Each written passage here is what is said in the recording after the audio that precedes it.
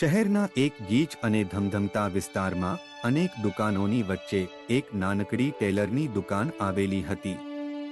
દુકાનનું પાટિયું થોડું જૂનું થઈ ગયું હતું, પણ તેના પર લખેલું નામ હજુ સ્પષ્ટ વંચાતું હતું: સિલાઈ કલા.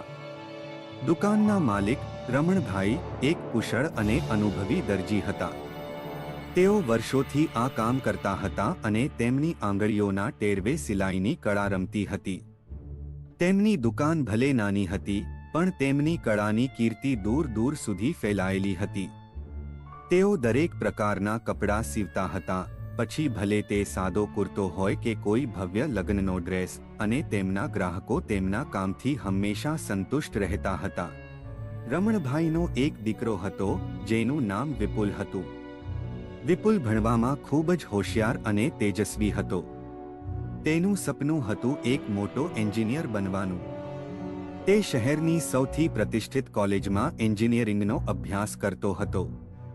રમણભાઈને પોતાના દીકરા પર ખૂબ ગર્વ હતો. તેઓ માનતા હતા કે વિપુલ તેમના પરિવારનું નામ રોશન કરશે. એક દિવસ વિપુલ કોલેજથી ઘરે આવ્યો ત્યારે તેણે જોયું કે રમણભાઈની તબિયત સારી નથી. તેઓ ઘણા દિવસોથી તાવથી પીડાઈ રહ્યા હતા અને શરીરની નબળાઈને કારણે દુકાને પણ જઈ શકતા ન હતા. વિપુલને ખૂબ ચિંતા થઈ. તેણે પોતાના પિતાની સંભાળ રાખવાનું નક્કી કર્યું. તેણે કોલેજમાંથી થોડા દિવસોની રજા લીધી અને દિવસ રાત પોતાના પિતાની સેવામાં લાગી ગયો.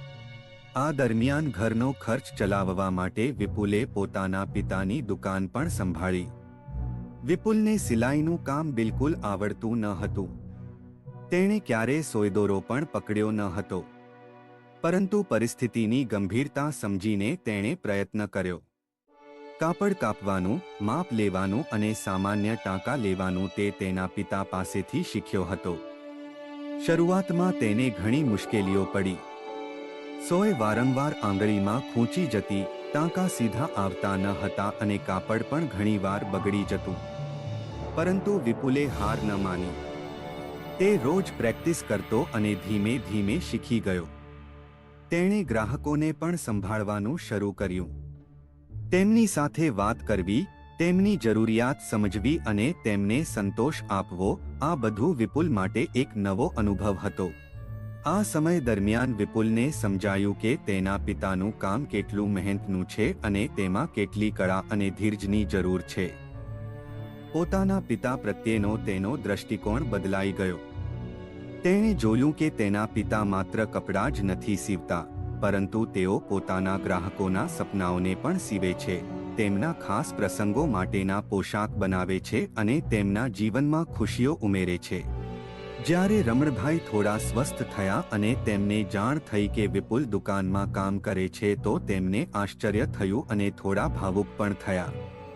તેમણે વિપુલને પૂછ્યું, દીકરા, તું તો એન્જિનિયર બનવા માંગતો હતો, તો તું આ સિલાઈનું કામ કેમ કરે છે? વિપુલે સ્મિત સાથે જવાબ આપ્યો, પિતાજી, હું એન્જિનિયર તો બનીશ, એ મારું સપનું છે અને હું તેને ચોક્કસ પૂરું કરીશ. પરંતુ આ સમય દરમિયાન મને સમજાયું કે તમારું કામ પણ એટલું જ મહત્વનું છે. હું તમને મદદ કરવા માંગુ છું અને તમારી આ કળાને પણ શીખવા માંગુ છું. મને સમજાયું કે દરેક કામનું પોતાનું મહત્વ હોય છે અને દરેક વ્યક્તિ પાસેથી કંઈક શીખવા મળે છે. રમણભાઈ પોતાના દીકરાની આ વાત સાંભળીને ખૂબ ખુશ થયા. તેમની આંખોમાં આંસુ આવી ગયા.